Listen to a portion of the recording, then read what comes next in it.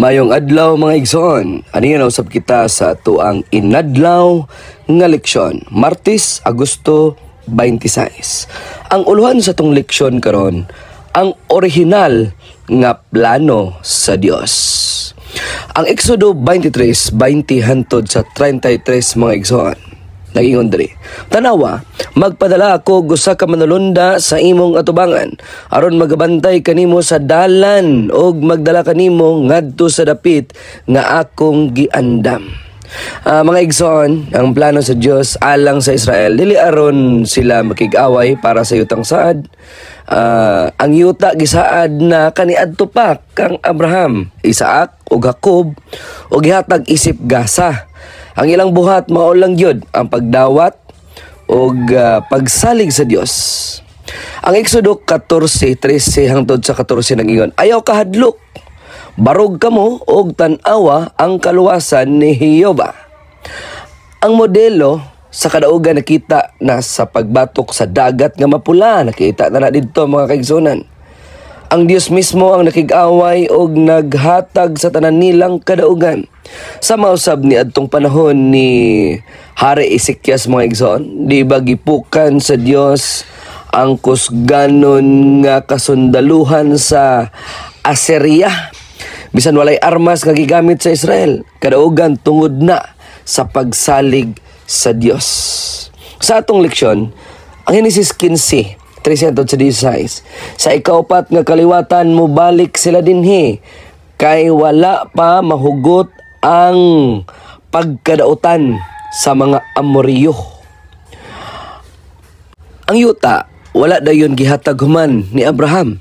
Gitugutan sa Dios ang 400 ka mga tuig. Kay siya maluluyon og naghatag og panahon sa mga taga-Kanaan nga maghinulsol. Apan sila nagpabilin sa rebelyon hangtod nga napuno ang ilang kalapasan. Busag hukman sa Dios og gihatag ang yuta ngadto sa Israel.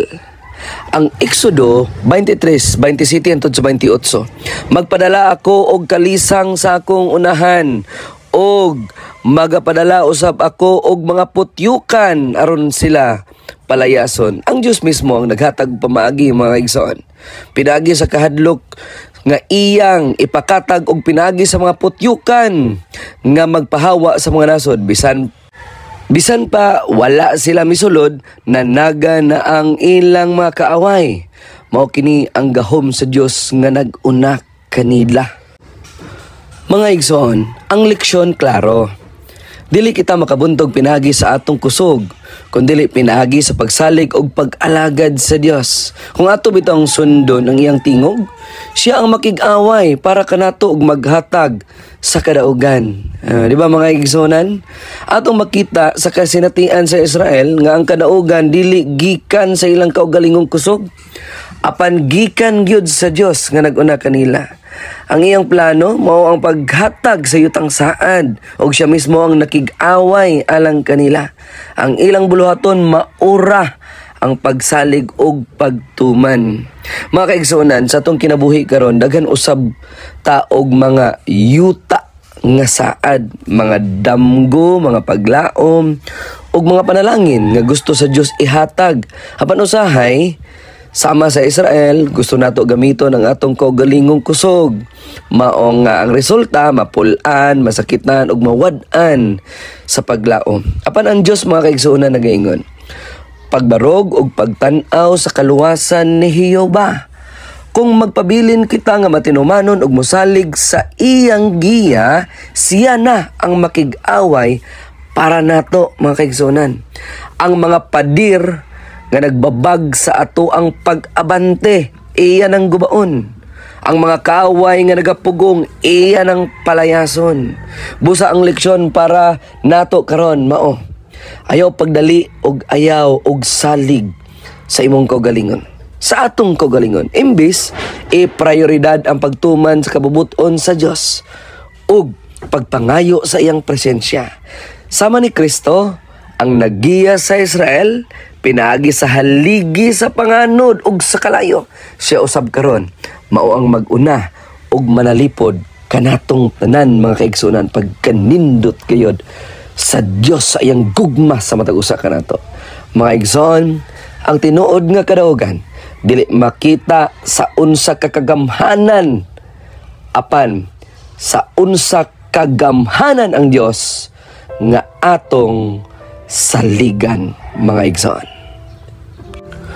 Mga igsoon, sa pagtapos magampo ta. Amahan na mo nga balaan, dalaygon ikaw o Dios sa walay katapusan. Salamat sa imong pagka-Dios kanamo, sa imong pagkagamhanan nga Dios, ug sa imong paggiya sa matag usa kanamo. Salamat usab sa yutang saad nga imong gisaad sa mga tawo nga nagmatinumanon sa imong mga sugo. Ug o Dios, ang imong pagkupot kanamong tanan, amo kining balusan og hugot usab nga pagkupot aron sa ingon o Dios, kung asa man may taman nga mong kinabuhi aning kalibutan o bisan man makasapon pa kami sa imong pagbalik, nagkupot kami kanimo sa katapusang gutlo sa among kinabuhi. Salamat sa imong dakong gugma, in the name of Jesus Christ, our personal Savior. Amen. Og mga igsoon, daghang salamat na usab sa imong pagpaminaw, sa imong pagtan-aw diri sa atong programa nga Inadlaw nga Leksyon. God bless us all.